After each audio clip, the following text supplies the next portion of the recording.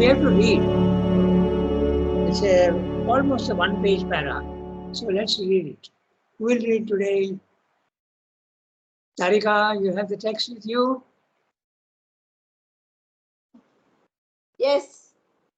Okay, will you read? Yeah. Okay, go ahead. It is the spiritual nature of the equality enjoined, high and universal in its character and comprehension, which gives its distinctive note to the teaching of the Gita in this matter. For otherwise, the mere teaching of equality in itself as the most desirable status of the mind, feelings, and temperament, in which we rise superior to human weakness, is by no means peculiar to the Gita. Equality has always been held up to admiration as the philosophic ideal and the characteristic temperament of the sages. The Gita takes up indeed this philosophic ideal, but carries it far beyond into a higher region where we find ourselves breathing a larger and purer air. The stoic poise, the philosophic poise of the soul, are only its first and second of ascension out of the whirl of the passions and the tossings of desire to a serenity and bliss, not of the gods, but of the divine himself in his supreme self-mastery. The Stoic equality, making character its pivot, founds itself upon self-mastery by austere endurance. The happier and serener philosophic equality prefers self-mastery by knowledge, by detachment, by a high intellectual indifference seated above the disturbances to which our nature is prone. Udasinavat asinaha, as the Gita expresses it.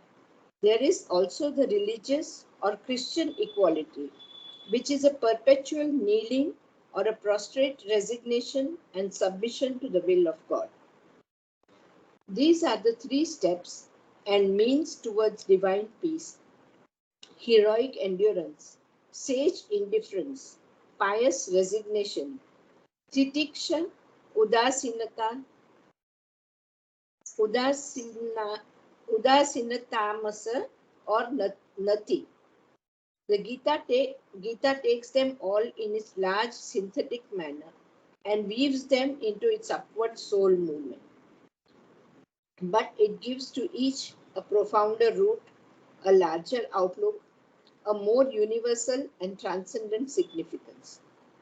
For to each it gives the values of the spirit, its power of spiritual being beyond the strain of character, beyond the difficult poise of the understanding, beyond the stress of the emotions. So, Chandra is saying that the idea of samatha is common, very common. It's not at all uncommon.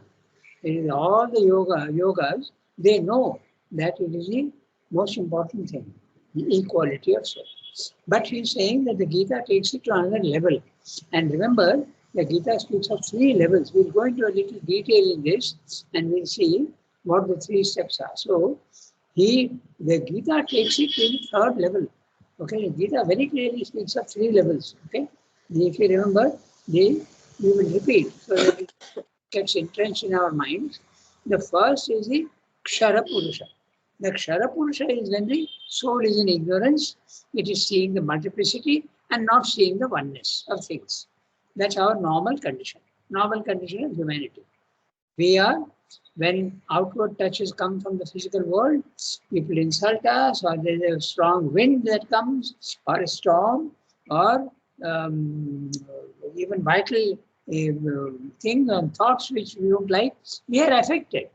We are affected very badly. Okay, when our desires also are not satisfied, we get affected. So the first is this condition where there is no equality at all. The second is where equality comes, that's it, Akshara Purusha. Akshara Purusha is level 2 of the spiritual planes of consciousness, where you become the soul and not the body, mind, life. And the soul, you become a witness and you are looking down and you are seated above. Udasina. Udasina. Okay? Udasina. Seated above. It's like you are seated above and watching all that's going on below without being affected. Okay? But the Gita takes it to the third level. That's the whole thing. It goes right up to Purushottama, the third level. And the Purushottama corresponds to suppose the supramental benefit, truth consciousness. So this is what we are going to see. I just gave you a brief summary of what he's saying here, and we will go through each sentence and see what he's saying. It is the spiritual nature of the equality enjoined, high and universal in its character and comprehension, which gives its distinctive note to the teaching of the Gita in this manner. In this matter. Universal, all the yogas, Jnana Yoga, Bhakti Yoga, Karma Yoga, they do go to that level. Of course, equality is most important in the Karma Yoga. Okay. So anyway, so this is the spiritual nature, but it goes even beyond the spiritual nature.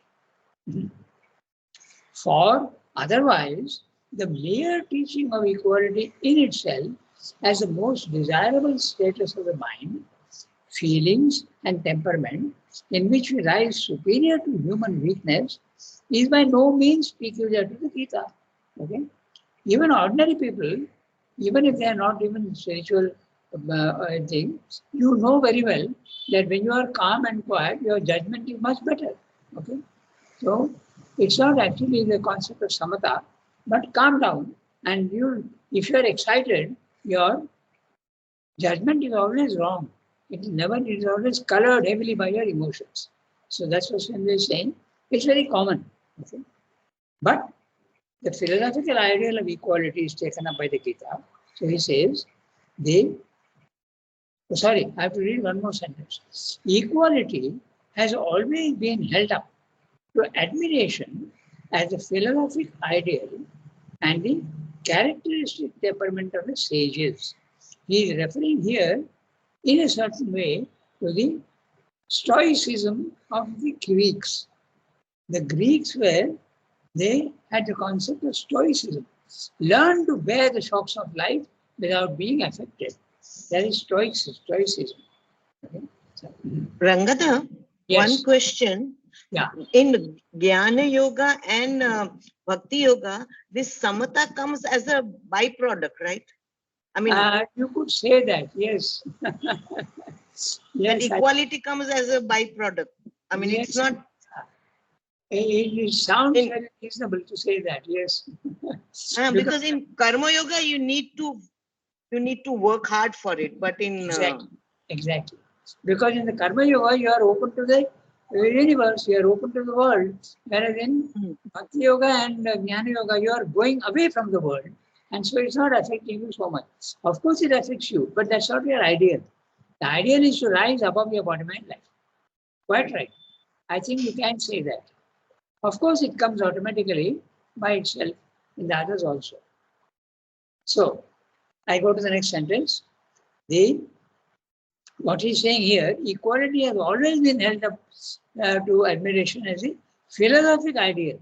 Since you mentioned philosophic ideal, you have to go back to the Greek Stoicism. 300 BC, okay?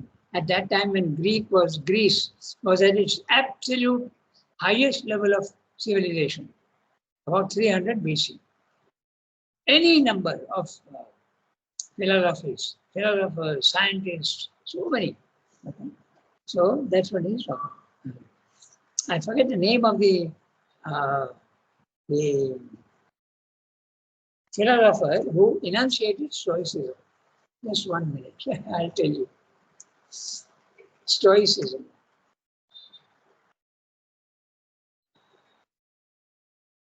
Nowadays, my memory is failing. Stoicism.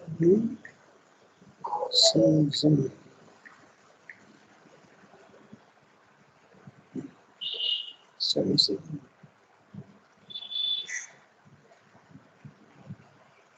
by Zeno Citium. What did you say? Zeno of Citium or Aristotle. No, not Aristotle. No. I'll leave it. I'll tell you afterwards. Now, I have to get the origin. Okay.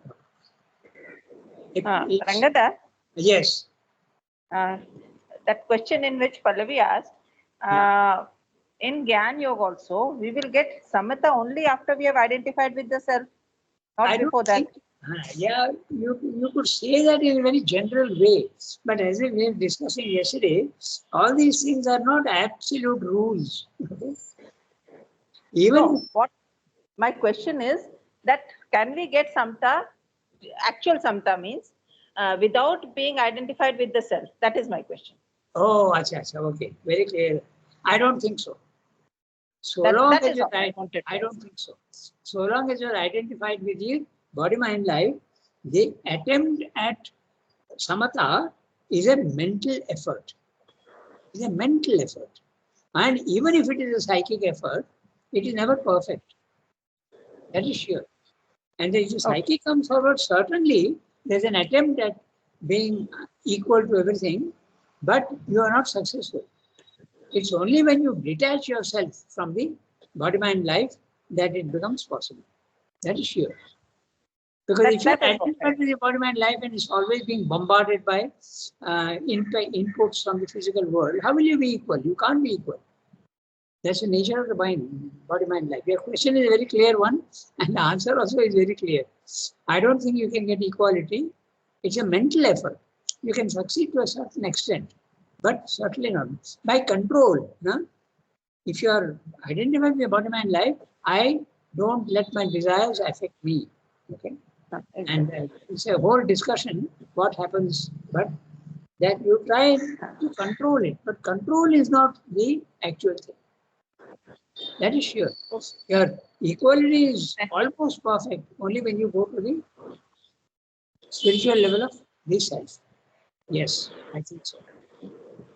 Okay, thank you, Ranga. Yeah, I think so. All right, we go to the next one. So he's talking of the Stoicism. Okay, the Gita takes up this philosophical idea, but carries it far beyond into the higher region where we find ourselves breathing a larger and purer air. There you are, very clearly he's telling you. The Gita takes up into this philosophical idea, but carries it far beyond into a higher region where we find ourselves breathing a larger and purer air. Sremdo is not defining how high or higher region, which one it is, because as you keep going higher and higher, even in the spiritual planes of consciousness, the equality becomes more and more perfect. But there is one thing, the third one, in the equality of the self, you are affected neither by the pleasure nor by the pain. But when you go to the third level, this equality turns itself into a magnificent enjoyment of everything, even those things which you did not like earlier. That's why Sri Aurobindo says equality can be negative in a sense. Okay, the liberation of the soul in the spiritual planes of consciousness can be considered negative because you are not enjoying, you are only at peace and freedom, but not enjoyment. And this is not absolutely a rule again, because there are some who will get enjoyment also, and even power. Power also comes, but not to the extent that it will come at a higher level. It's only small quantities of ananda and power that you can have, not as you can have in the third level of the Purushottama. The stoic poise, the philosophic poise of the soul, are only its first and second types of ascension out of the world of the passions and the tossings of desire to a serenity and bliss, not of the gods, but of the divine himself in its supreme self-mastery. So, very clearly, he has told you first and second step. So, he is anticipating the third step, and he has told you also, but in language which we have to interpret. Okay? And the language is very clear. The first level is the tossings of desire and the whirl of passions. The second step is that of the gods. Now, very clearly, the gods are the overmind level. But of the divine himself is the third level. Okay? The divine himself is Satchidananda. Okay? So, he has told you very clearly that the equality In the second level is the spiritual planes of consciousness, higher mind, elevated mind, intuitive mind, overmind. Because the gods live in the overmind. Okay. So he's using different language, but if you know what he means by the over gods, then very clear. But of the divine himself, in his supreme self-mastery. That's the third level of the Gita. Okay. Very clear. Then he says, the stoic equality, making character its pivot, founds itself upon self-mastery by austere endurance. Austere, very austere means very, you deprive yourself of all pleasures and you have a very, you do intense tapasya for that. Okay? The happier and serener philosophic equality prefers self-mastery by knowledge, by detachment, by higher intellectual indifference, seated above the disturbance to which our nature is prone. Udasinavat asina. Udasinavat ud asina. Seated above. Okay. Like as though you are. What means as though you are seated above? Okay, that's what the Gita says. As the Gita expresses it. There's another also in the Gita, it says Kutastha. Kuta is a summit. And Stha means you are standing there on the summit. Okay. So the Udasinavat and also Kutastha. They are the two words used in the Gita. Seated on the summit. Okay. So, there is also the religious or Christian equality, which is a perpetual kneeling or a prostrate resignation and submission to the will of God. Okay. And it is very interesting because it's Christian, because in the West, you are taught to be an individual. Don't depend on others. Assert your own individuality. So, in the Christian religion, it's a huge thing to surrender yourself to somebody else. In the normal culture of Europe, you never surrender yourself to anybody. You assert your own independence and your own judgment and your own ideas. So, in Christianity, it's a very big thing. Perpetual kneeling or a Christian equality, which is a perpetual kneeling or a prostrate resignation and submission to the will of God. Only you don't know what the will of God is. So there can be a lot of misinterpretations. These are the three steps and means towards divine peace, heroic endurance, sage indifference, pious resignation. These are the three terms which he will expand. Okay. Titiksha, udasinata, namas or nati. So titiksha is endurance. Okay? You develop the capacity of enduring the impacts of the physical world. Sometimes they hurt, sometimes they give you pleasure. But you have to be indifferent to both. That's the first one. You can't have equality at this level. You can have equality when you are udasina. You go to the self, then you have udasina.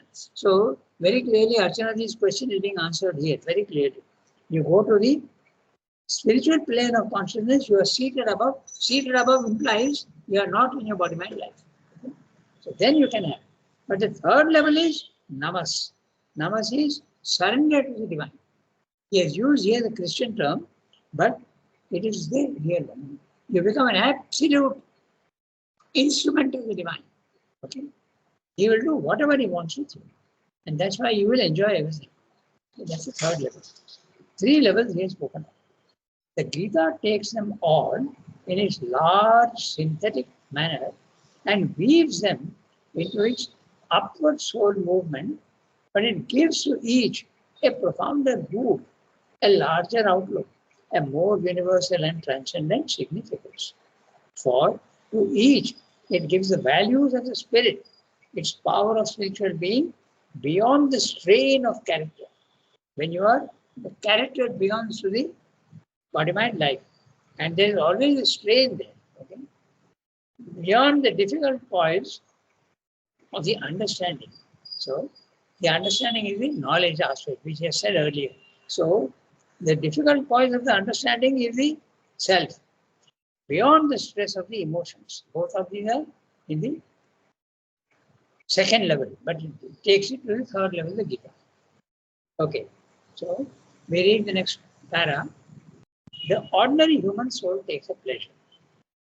So, let's read. Gangadhar, Yeah. Gangadhar, this idea of Purushottama, the idea of Purushottama is only from in Gita, or previously also it was there. It is no, it is there, but not in a philosophic sense. In the Upanishads also it is there, but Sri Aurobindo says very clearly that there is no clear distinction of the three levels. In the Upanishads also it is there, but they don't make a very clear distinction.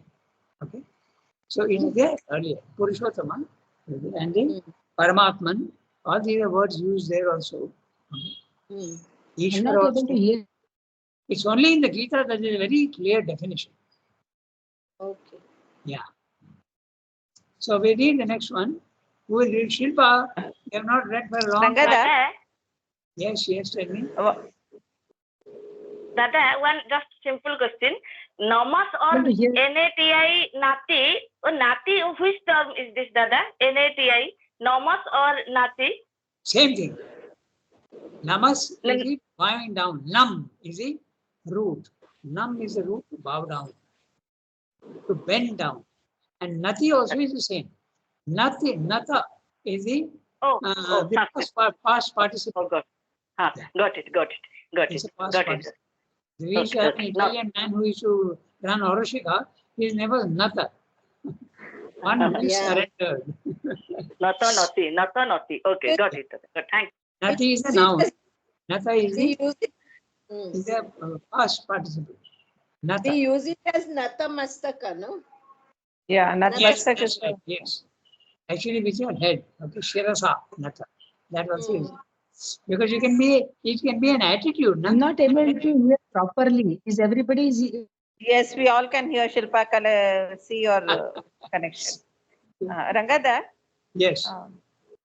Tell yeah, what I was in the Upanishad and Ved, maybe because the Sakar or the person form of the absolute has not been insisted on. So that's why probably Purushottam is so much insisted after in the Gita and after that. Yes. There the impersonality has been more stressed, you can say. Can we say? Yeah. Yeah, you could say that. Okay. So let's read the next one. The ordinary human soul. So, Shilpa, you have the text with you? Shilpa is not there. She was there just now. She's there, but I think she's having problem with her internet because she was saying I can't hear. Ah, okay. Oh, yeah. So somebody else has to read. Pallavi, you'll read? Yes, Rangada. Okay, go ahead. The ordinary human soul. The ordinary human soul takes a pleasure in the customary disturbances of its nature life. It is because it has this pleasure, and because having it, it gives a sanction to the troubled play of the lower nature, that the play continues perpetually.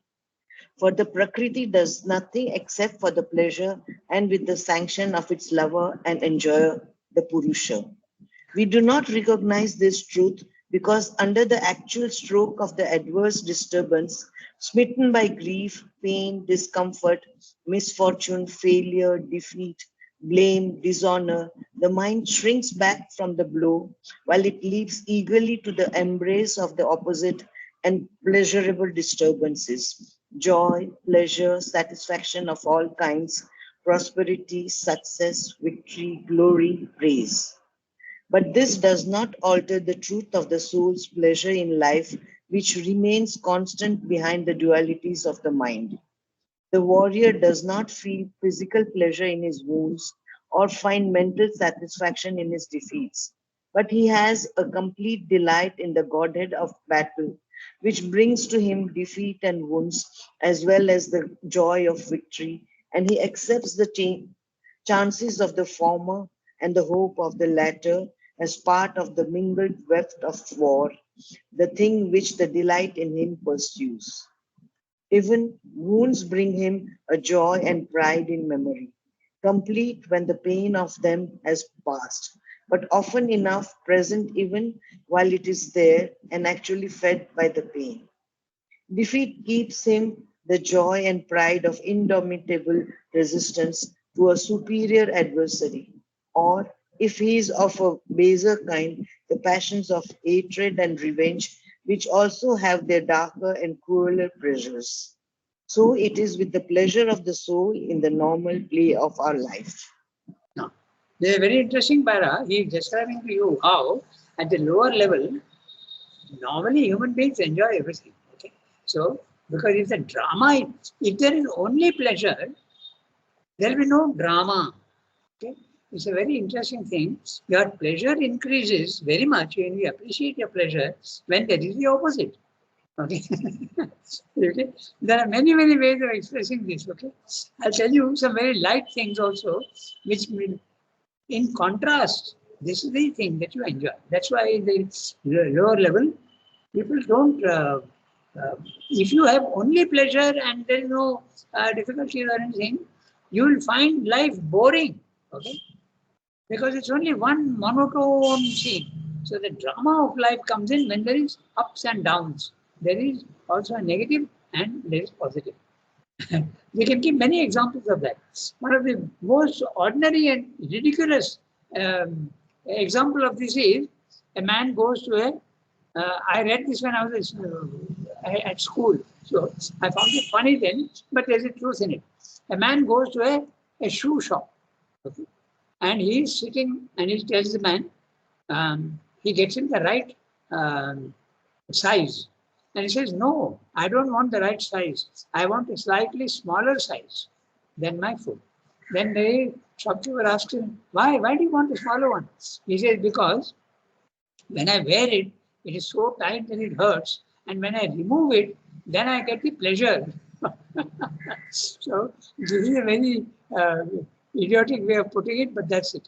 I also told you about the of Jogolda. Okay, he had corns on his feet, and I told him that you can easily get rid of these corns. He said, "Na bhai, thak," because it reminds me of the divine. Okay, so negative things also you can enjoy in a certain interesting manner.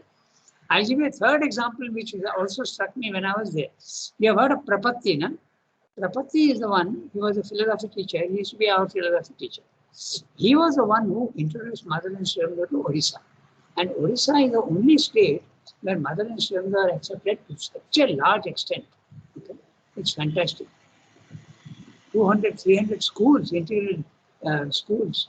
So he was the one who used to go and spread Mother and Srivanga's teachings. So in one meeting, some people from the audience told him, you are talking about peace and all these things, okay? But we have got so many family problems, money problems, anxieties, so many things we have. How can we do all this, what you are telling us to do? So he told them, you can bless your lucky stars, consider yourself fortunate that you have these, these negative things, okay? So again, we come back to the same thing. Srivanga is explaining that in a very interesting manner and very sophisticated manner, but the truth is there very much. This is what we do enjoy, and if we don't have sorrow, then our delight will not be as intense as it would be. Okay, that's what Srivanga is explaining, and also he's giving a very interesting example of the warrior, who that we will see. It's a very interesting discussion on the warrior also. Okay, so because I had a problem with Srivanga's translation, okay, and we'll come to that when we do this paragraph. I'm reading the paragraph. The ordinary human soul, the average human being, okay, takes a pleasure in the customary disturbances of its natural life. Very clear statement. Okay. If he does not take the customary disturbance, he does not take, then he will not get the full enjoyment of the positive side. Okay. It is because it has this pleasure, and because having it, it gives a sanction to the troubled play of the lower nature, that the play continues perpetually. So he is wanting both actually. For the Prakriti does nothing except for the pleasure and with the sanction of his lover and enjoyer, the Purusha. So this is again a He is raising it to a philosophical concept. The Prakriti is doing everything only for the pleasure of the Purusha.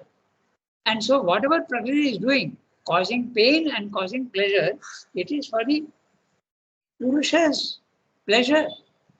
And Purusha is the consciousness. So when you are in the right consciousness, you will enjoy everything. You will enjoy the pain as well as the pleasure. Okay? But that not at our level, but there is a shadow of that enjoyment of the pain in a very perverse manner. It's a distortion, but it is there. Now, Srila is saying we do not recognize this truth because under the actual stroke of the adverse disturbance, now Srila is giving very, very detailed analysis, and you will see very carefully, you will see how this grief can come from so many sources. Smitten by grief, pain, discomfort, misfortune, failure, defeat, blame, dishonor. Okay?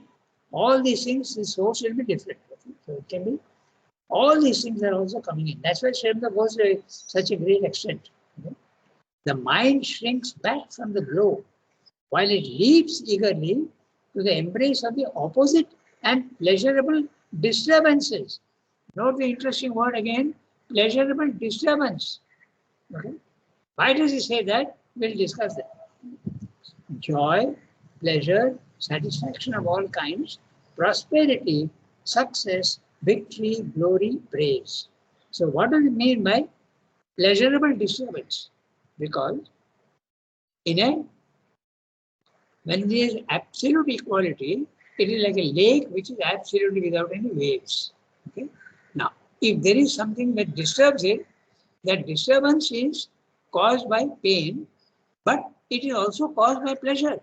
Is it not? When pleasure comes, you get excited. And the excitement is a disturbance. So that is the thing. Everything disturbs you. Pleasure also disturbs you, as well as pain disturbs you. That is the reason why equality means you have to be above both. There should be no disturbance at all. The substance of your being must be absolutely still and calm and not be affected by anything. That is why in the beginning, you have to be above pleasure and above also pain, both. Okay? So, very interesting sentence, phrase, pleasurable disturbance. And there comes, when joy comes, you are not in the normal consciousness. There is disturbance. Sometimes it becomes so intense that you start even, have you seen how in Wimbledon, when someone wins the title, what happens to them? Some people start jumping and some people will simply start crying. Okay. So success also can give you crying. You are so disturbed. So, or you start celebrating. Okay. So, nothing, neither this should be there, nor that should be there. So that also is telling you how that satisfaction can come. It comes from prosperity, success, victory, glory, praise. But this does not alter the truth of the soul's pleasure in life, which remains constant behind the duality of the mind. Okay? The soul's pleasure in life, it takes pleasure in everything, if it is equal. Okay? Not in the ignorance. Now, very interesting discussion about the warrior. The warrior does not feel physical pleasure in his wounds or find mental satisfaction in his defeats. That he won't. In other words, he is subject to the inequality. He is subject to pain and pleasure, he is therefore unequal. But he has a complete delight in the godhead of battle, which brings to him defeat and wounds, as well as the joy of victory, and he accepts the chances of the former and the hope of the latter as part of the mingled weft of war. The thing which the delight in him pursues. Okay? The very first Gita, the very first chapter, they gather, the warriors have gathered in the plain, and Srivad's translation of that in English is very strange. Okay? He says, holiday of a fight. Now, it took me a long time to understand what is the meaning of holiday. In Sanskrit, there is no such implication at all of a holiday. Okay, but the thing is this: a holiday gives you pleasure. A Kshatriya, when gives a chance to fight, he welcomes it. It's a pleasure for him. The pleasure too, and Shrestha has given very clearly the chances of the former and the hope of the latter. He doesn't mind both. He will not enjoy his wounds. He will not enjoy his defeat, but he welcomes the chance for the war. It's mingled with the war. So, in two places, Shrestha speaks of the holiday of a fight. Okay? Although in Sanskrit it's not there at all. So, here a little bit of a psychological interpretation you have to do. Okay?